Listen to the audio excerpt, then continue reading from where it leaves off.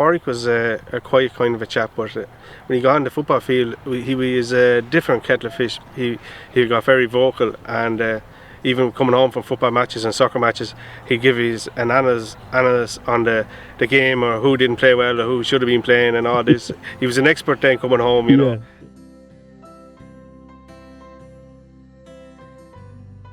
And he played soccer here since he was about 11 years of age in Baltinglass AFC, and he went on to play for under academies in Wicklow and in the Carlow League, and he even got invited over to Bray Wanderers for a few training sessions with Ian Fowler, and he was good friends with Brian Maher, that's now playing with Derry City, and they were very good friends, as well as Keane Clark, Tony Clark's.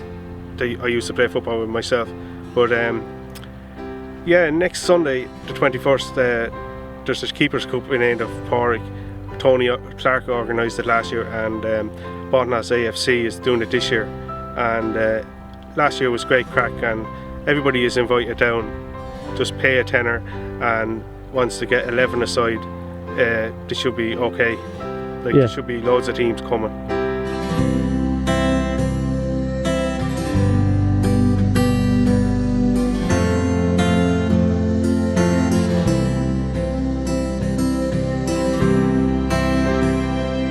Yeah, I used to play here as well, but he used to be always slagging me that I was always too small and all that kind of crack. Like, he had the height, he got that from the mother, you know, but he, as I always used to say to people, he got the height off the Quirks, but he got the skill off the Brady side. So I always had to have a banter with him, and he loved that banter, and his brother loved to crack with him as well. Oh yeah, we were always going to GA matches or soccer matches, and he was always the co-pilot in the seat, or if it wasn't football or soccer, it was rally cars, so we were always on the road together, and I really missed the chap now. Yeah. He passed away.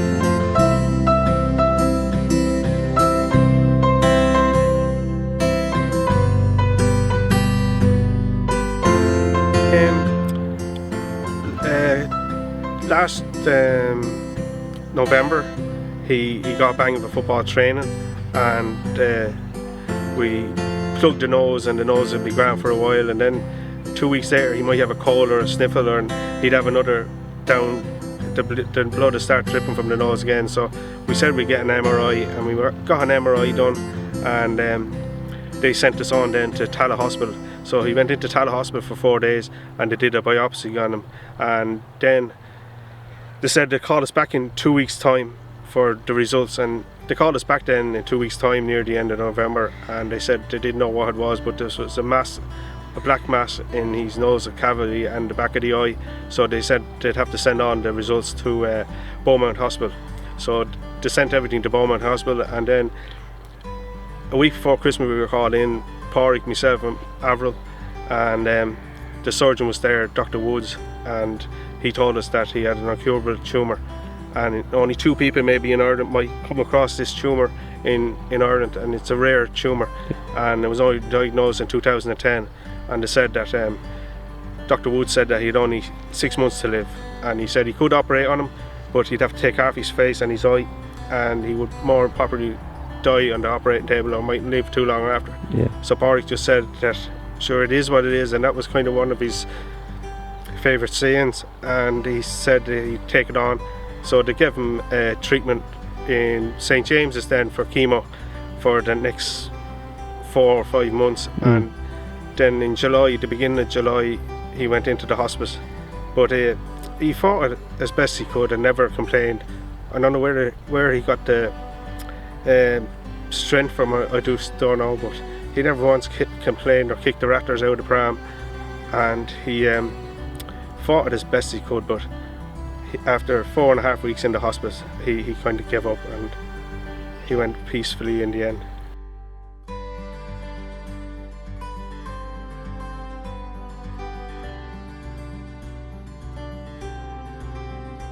I don't know where he got his strength from, because we'd be leaving him at night time in St James's Hospital about 8 o'clock or 7:30 to try and get home to look after his other brother Ronan, and he wouldn't see us till the next day at 11 o'clock, but I don't know how he got the strength to keep going, like what was going through his head from all that night to the next morning till he met us. But he was always strong character, and he met loads of friends in the football world and the rally world. The likes of Frank Kelly from Tyrone sent him down a video message to say he was all behind him and fighting. Even Ushie McConville called to the house before the Wicklow game last year and called in to chat with him, and he said to trying to keep the head strong and keep going, and that was very good boost for him. And as well as that, there was video calls from Creven Kelleher and Gavin Bazzuno as well, so they were good guys to send video clips as well to him to give him a lift when he was down. Yeah, and it was like the keepers of their own. They have their code of ethics or code, and they rally around one another when things are down.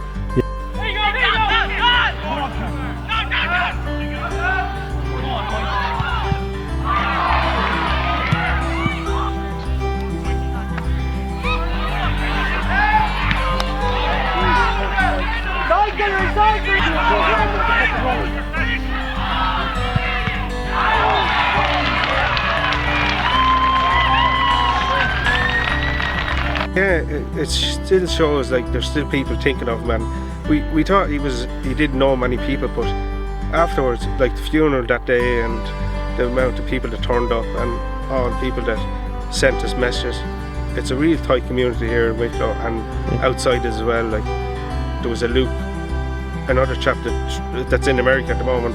I can't think of his last name, but Luke was a good friend of his. He got scholarships to America, and he used to be in contact with him as well.